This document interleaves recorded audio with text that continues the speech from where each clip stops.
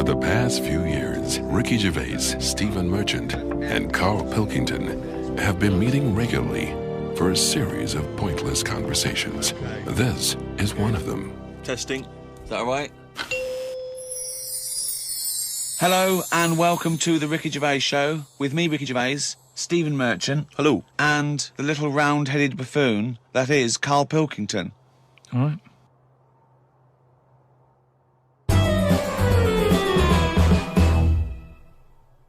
Rick, you'll be pleased to know we've already had some responses, and Simon and Mark have already emailed us in this link to something that was on the BBC News website. I don't know if you're familiar with this, but it's a remarkable story. Lion mutilates 42 midgets in Cambodian ring fight. That's just the headline. That's a hell of a headline. That makes me want to know more about the story. Well, that's what a headline should do. Spectators cheered as entire Cambodian midget fighting league squared off against African lion. Tickets had been sold out 3 weeks before the much-anticipated fight. The fight was organised when an angry fan contested Yang Shamoni, president of the CMFL, claiming that one lion could defeat his entire league of 42 fighters. Well, the fight was ended, Rick, after only 12 minutes, after which 28 of the midget fighters were declared dead, right, while the other 14 suffered severe injuries, including broken bones, lost limbs, and they were basically unable to fight But the anymore. lion wasn't hurt? It would have seemed that the lion was okay. Oh, good. Well, that's amazing. Carl, what are your thoughts instantly? I mean, you're going to have a take on that. See, what's annoying me is I've sent money to Cambodia because apparently they're hungry and haven't got any energy. So what's going on? Well, it's much easier to fill up a midget than it is a regular Cambodian. You know, they're I just happy feel on like a Mars bar. I'm being cheated a bit. You were conned before with a charity, weren't you? Well, a few times, yeah. What about the old lady? What was that? I got stopped, and it's like they sort of drag you in by saying, "Have you got a gran?" And I said, "No, they died," and that. It's like, "Oh, did they die of the cold?" No, she's, ill. What have you? Just old age. He said, "Well, what happens with a lot of people's grans is they die in the cold, right?" So I was like, "Oh, that's bad, isn't it?" Anyway, so she's chatting and she's showing me pictures of these old women who look cold, right? Saying, "Look at her, that's Edna. She's got no family. She can't pay the bills and all that." Yeah. So I'm like, "Oh yeah." Anyway, it goes on for about 15 minutes, and you feel bad. You give them your bank details, right? And what happens is every couple of months you get a letter from Edna. Well, it's not from her; it's typed up and what have you. But there's a picture of Edna, right? And it's saying, "Oh, this December, Edna's going to be extra cold. It's cold outside. She can't afford to pay the heat and what have you." Yeah. Keep going, right? So you keep paying every month like £5, whatever. Get another letter a few months later, right? Edna's sat there. She's got a tan.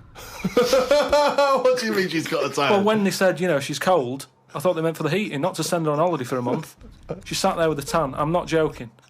Are you sure it wasn't just a sort of a slight problem in the printing? No, definitely. Sure, she looked well happy. Sure, it wasn't liver failure. You see, when does it become bad to avoid people like that? Do you know what I mean? Because some people say you shouldn't. They're people like us. They've just had a bit of bad luck. Well, of course they are. Yeah, I know, but I remember one on our estate, right? And she was a bit. What's the word that you can use? Because I don't want to offend anyone. But I'd say but sort of mental homeless. Is that a term? That's the official term. I think that is the new official term. It's mental homeless-itis. Right. So she lived on the estate and what have you, and she aged. How was she homeless if she lived on the estate? Well, she sort of decided to stay around there because I think people on the estate spoke to her more than people who had money. So this mental homeless woman on the estate, and what she used to do, right? She acted quite normal, and she used to always push like a pram around with her, right? Everyone was like, "She can't have a kid, can she?" Right? And she was dead happy every day. She was up and down, walking up and down the road. Anyway, one day she sort of walked past, right? Turned round and looked in the pram. There's a bucket with a face on it.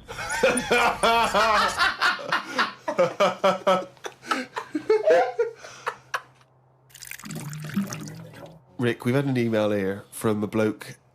I think you're going to respect him because I think you can tell straight away from his name that he's the kind of guy you'd want to hang out with. Go on. I know how much you love fun people. Yeah. Well, Paul, and he's calling himself this, Paul the Party Animal Parker. He's emailed in. He's given himself that moniker. Right, I assume they're in sort of like quote marks, They're are they? in speech marks, yeah. Brilliant. Party animal Parker. And he's calling himself that? Yeah. That I can't wait. So when you picture him, what are you thinking? Millhouse. Right, okay. I think he looks like Millhouse from The Simpsons. Yeah. He's He's working in sort of an IT department, maybe? Yeah, for a large possibly. organisation? Oh, I think he might still be at school. Okay, right, yeah. Yeah, I think. And this is the vital question. Do you believe him to be a party animal? I believe him to be a party animal is as much as a man with a long scarf that his mum knitted him to look like Doctor Who can be a party animal, yes. Do you think that when people are organising parties at his school, they're thinking the first person they got to get on the list and make sure he's guaranteed as You've a got guest to take Paul the is party animal. Parker. Because I bet he's got millions of affectations. I bet he wants to be known as the one that carries around a biscuit tin. Yeah. You know, he's got the scarf. He's the guy who only ever wears bowling shoes. It's his thing. It's his thing. He's a little bit kooky, it's his thing. And it is fairly interesting what he sent in. He's found this on the web. A Serbian man who has invented a sex machine for women. And he's appealing to Western women to test his device. It runs on a 390-volt electric engine, simulates sex, and has a 7.5-inch artificial penis. As soon as I read this, I was thinking... It's just imagining there going, oh, thanks for coming in, yeah, okay. So what's going to happen is there's a penis that's going to pop out from here and it's going to have sex with you. I'm going to stand behind the machine. I've got to stand behind here. There's a lot of dials and stuff. I don't want to bore you with. Well, why do you have to stand behind it? I can't. It's technical stuff, but I got to be behind the machine. But there's no penis on the robot at the moment. It's just a hole. No, don't worry. What will happen is I'll switch the machine on. I'll go behind, and then a penis will appear. Will it be like a metal-looking penis? It will be a robotic penis, but it will seem like it's a regular fleshy human penis. So you've made this sort of like robotic penis look really realistic. It's really realistic. You will not be able to tell the difference between, say, the robot one and mine, for instance. Okay, well, I don't want to see yours. No, there's absolutely not. Because I've not come around here to have sex with a person. I know, you've come around to test the machine. Yeah, and that is exactly what you're going to get. Okay, like a piece of mechanical action. To a lot of people, sex is important, isn't it? You know what I mean? Not to you? Well, it serves a purpose. What purpose? No. Because you don't want to have kids, so what purpose? Just you know... Something to do in the Something evening. to do, innit? When the telly's broke. But for years, like they've found stuff, haven't they? Machines from like Roman times that similar to that setup. No machines in Roman times. Like that though, the old sort of knob on a stick machine thing. The old Roman knob on a stick. I'm sorry, but I watch Aqueduct. Time Team every week, and Tony Robinson has never done that. An old knob on a stick machine. I just think of Julius Caesar sitting down and go, okay, aqueduct, we love that. Thanks for that. Straight roads, good idea. We can see the enemy coming. What have you got there? Well, I'm glad you've asked. Ploncticus. What have you got there? Wanklicus. What I've got here is a Yodi knob. And I've put that on the end of a stick. Oh, sticker's phallus. Okay, well done, Wanklicus. No. Well done. You are my new right-hand man, as they say. No, excellent. But they do stuff like that. You've been in the London Museum and that, and they've got sort of sex stuff from years ago. They've got like these metal pants that they used to wear. I don't know what that is. Metal pants? Yeah, sort of Is metal. that a chastity belt, you mean? They used to make women wear them so that they could... They had them for blokes as well, though. Metal pants for blokes? Yeah, Why? I just think they sort of like sexy metal pants. What? Oh, I don't know what you mean What with are you sexy talking metal about? pants. Well, they'll have to look because I haven't got it in front of me. It's just something I remember seeing, some sort of sexy metal pants that they used to wear. But what are you saying, sexy metal pants? Well, they that always was had not to British be- Museum, that was Soho. No, what I mean That was is Old Compton Street. You were looking they in the always shop had to window. be ready for like battle and that, but these were a little bit sexy but protective at the same time. I love that. So, Lancelot, are you ready to face the Black Knight? Yeah. What do you think of these? Huh? I just want to look good on the battlefield. Will there be women watching, cheering us on? Well, you're not going to fight like that, are you? What about with your I'm going to wear nothing except these sexy metal pants. But what about your chest is exposed? well, it's a good chest. I've been working out. Yeah, I know. But what I mean is, you want metal all I've over. actually been lifting up the round table every week. I just work out, do that about 4 times a day. But that machine, right? Why did it have to be a woman, or could they have got a little gay fella in? I don't know. Let me just check. It doesn't actually specify the small print here. I love that. Why do you want to see a little gay fella be? I don't want to see it. I'm just saying they're sort of more. Carl, why do you want? I don't want to see it. Why do you want to I don't watch wanna a see it. gay man get buggered by a robot? I wasn't the one typing in gay machines on the internet, finding stuff out about them. It's not a gay Steve was. machine. You just made it into a game machine. Yeah, he wanted to pleasure women with this machine. You're saying, can I see a little gay fellow get a robotic cock up his arse? You're the one requesting that, Carl I don't want Pilkington. that. I'm just saying that. You're the one that want to see gay men with metal stuff up their anus. No, what I'm saying is they're more up for a bit more experimentation than... What are you saying? Why is that the case? Why? Why'd you say that? No, they're just, butt plugs and that. I mean, what I'm saying is... What, you can't just say butt plugs and that. I'm just saying that I reckon they'd be up for it. What do you know about butt plugs? I don't know anything about them. I just remember seeing an advert for some once in a sex shop. What are you doing? No, I wasn't. I was just walking past. I was walking past the sex shop and that. And Your eyes sort of looking. Why were you walking past a sex shop? Just because I was on the way to work and that, and I passed one, and there was a little sort of... One, it was open early, which I never understood. Right, it was about 8 o'clock in the morning. Right, and Who's rushing out for butt plugs that early in the who morning, needs them now? Right, but I must get a bagel and some poppers on the way to work. But I walked past it, and it had like a little post-it note or postcard type thing, and it was like, pop in now, buy an item, chuck in some free butt plugs. And I didn't know what they for. I'd never heard of them before. But all I'm saying is I've since found out what they do with them. What and do if they they do that with them, then give them a go on that.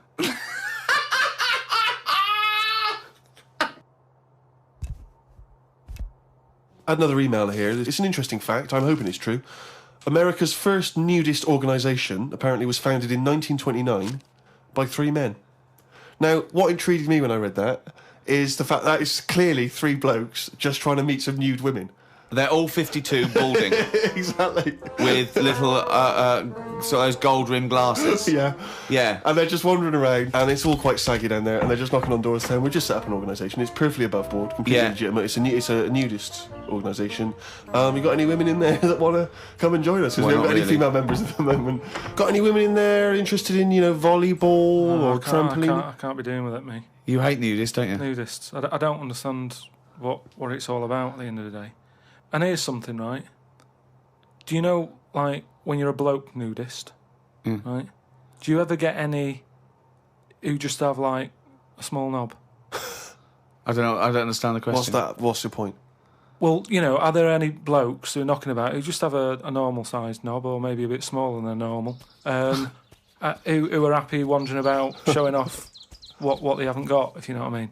I don't think nudists are just doing it because they're so proud of their knob. No, but there's got to be a little bit of that in it, isn't there?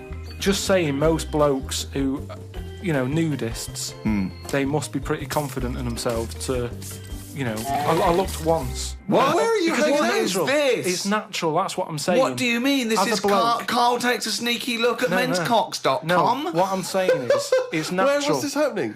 You were in a gym. No. A lot of guys are getting changed, and you were just checking out their knobs. You're at your bedroom window with a pair of binoculars, and there was a little fella across the road getting changed. I was at some night out once. Go on. So you were at heaven, and you were in the toilet. It was some night out, and some people come running on the stage, right? Some music started coming on, and these 4 people ran out. It was 2 women. So you were at a gay strip club? It wasn't gay in that. It was just a normal night out. Well, some sort of party night out. Right. These people come running on, right? You got 2 women, you got 2 blokes. Right. They whip the knickers off, the fellas whip their undies off. At the same time? Yeah, all at the same time. Was it like a choreographed thing? So that happened, and all I'm saying is, right, before I had a look at the woman's bits, right, I just had a little cheeky glance at the fellas. Why? Just checking it out, just seeing is everything normal down there. Why weren't your eyes drawn instantly to the ladies' bits? No, don't believe me. I had a look at that. All I'm saying. But you went to the guys first. I didn't know how long pants were going to be left off for. So you didn't want to miss your opportunity, is what you're saying? You saw a window of opportunity to see some men's bits, and you thought, I better take it. No, because this may never happen again. No. So what happened? So there's 2 women, 2 men, right? I don't know what sort of event this is where you're looking at anyone get their knickers and pants off. I don't know why you're looking at all. So you go right. There's knickers and pants off. Right. Let's check out the knob and testicles first. You're telling me you've never, like, when you've been in a gym or anything, you've not just sort of turned your head, had a look, and gone, all right, yeah, that's all right. Yeah. So let's just get this question right. Have we ever been in a gym and just taken a sneaky glance at a man's genitals? Is that your question to us? Right. For me, it's the same as when you see someone who's a bit odd 2 heads or whatever. Well, I'll be honest. If I was in a gym and a bloke came in with 2 heads, I'd look. I'd get a sneaky glance in the mirror. I'd go... Sorry, but you'd look at his genitals or his 2 heads? His 2 heads! Or would you sneaky look at the heads and then think, I wonder if he's got 2 cocks? And just... I'd have to have a look there. If I'll tell you what, and now I admit it, if I'm ever in a gym and a naked man with 2 heads walks in, I probably will check out the genitals as well, just to make sure that he's got 2 of everything. Can I tell you the thing that always freaks me out? I do sometimes go to the gym, and I live in North London, and the thing that always freaks me out is if there's an elderly man, often quite short. I'm always freaked out because there's at least 2 I'm aware of who've got very, very large penises. And I always find that really disturbing because sometimes you can't help but notice because it's like Godzilla coming through the change room. Do you know what I mean? So that I do admit that's the only instance where my eye has been naturally drawn to it. Do you know what annoys me in gyms? Where people walk round happily naked all the time whistling. They get weighed naked, pop a towel on and take off 3 ounces. How exact have those measurements got to be? Yeah. Do you know what I mean? Pop a towel on. I mean, unless you're going on the space shuttle, I reckon you could give or take a couple of stone. Yeah, exactly. Yeah. Absolutely right. Well, we've put that to bed. Carl, can I ask you a question? Go on. I know this is what a lot of the fans are already wondering. Is there going to be some monkey news today? There's got to be. Of course there is. Yeah? Yeah. All right. Question. Well, I'm worried because maybe this will steal your thunder. But Sarah has emailed this in, a chimp mauling under investigation. I know you're concerned, because this actually fuses 2 of our greatest features, Monkey News and Knob News, into one seamless whole. Oh. Investigators said they are trying to figure out how 2 chimpanzees that viciously attacked a visitor at an animal sanctuary escaped from their cage. This is the grim bit. The chimps chewed off a man's nose and severely mauled his genitals and limbs. Why did they go for his genitals? Both of them did as well. Eh? Both of them. Did you say 2 chimps? No, you're right. Yeah, it was chimpanzees too. Yeah, I don't know if see, both of them went. They just saw it there dangling away, and they You just go went, for the nose? Yeah. I go for his bollocks. And Now, what accent have they got there? I those don't chimps? know. Were they kind of New York gangster chimps? They're like soprano chimps. What happened to him anyway? Well, unfortunately, they were shot dead by the authorities. You see, that annoys me a bit. I know, well, again... What are you talking about? They're attacking people's gonads. I know, but they were happy in an African jungle a couple of years ago. That's what they do, isn't it? That is what they do. But why aren't they just sort of tranquilised?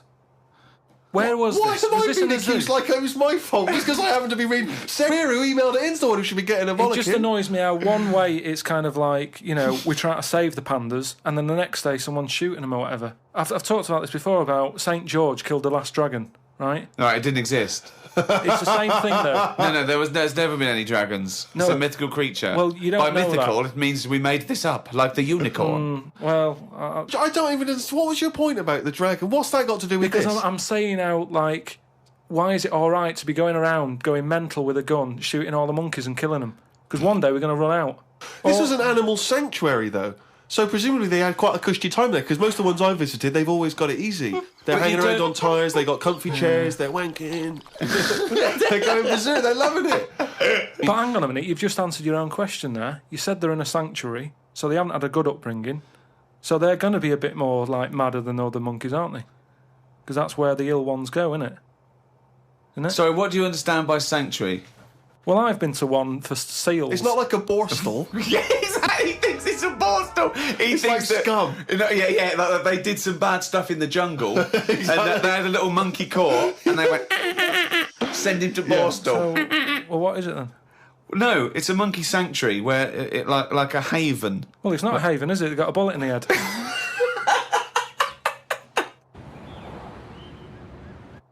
Talking of eating knobs, Carol Thatcher, a daughter of one of our leaders. Sure. Well, you saw it in I'm a Celebrity, Get Me Out of Here. She popped a couple of bollocks in the mouth, chewed them up, swallowed them. Oh. Kangaroo penis there, dried. She couldn't even get... It was so tough, she couldn't even get through it.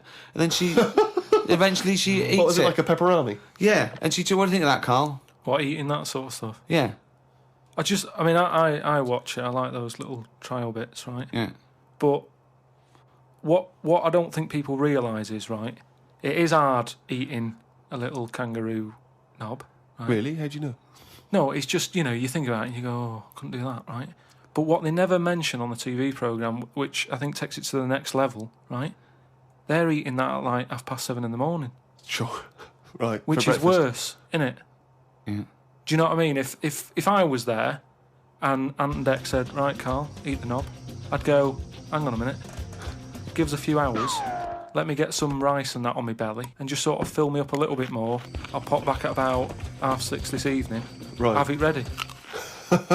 And I'd be happier then. It's just that thing of, you don't want to eat animal genitals on an empty stomach. So what are you saying? You could... I'm saying like I could eat a knob at night, but just cut that there. We'll loop that. If any DJs are listening, just take that quote. I could eat a knob at night by Carl Pilkington. Maybe do a dance remix. Yeah, I think maybe you're sort of a house producer, and you could maybe get some kind of high energy beat going, and then we could just send that out to some of the gay clubs. I'm sure it'd be really popular. Please, anyone send us, that looped with a nice little, funky house beat. Carl Pilkington saying I could eat a knob at night. Rick, it's that time again. It's what everyone's waiting for. Can you do the jingle for us? Oh, chimpanzee, that monkey news. Right, this week the monkey news is about, we all know, like, there's monkeys knocking about that aren't happy in this country. Sure. It is a big problem, it's an epidemic. So they've set up like this place. Okay. Where they all go. The ones that aren't happy in a zoo and what have you, it's getting them down. They can phone a number and they'll come and pick them up. Pop them in this house place, right? And basically, they can run riot in there. Yeah. To get freedom to sort of cheer themselves up. There's 3 people running this place, right? So these monkeys, big house and that. PlayStation, anything they want. Gym, all that lot. Gym. One of them wanted to mess about with the woman's breasts.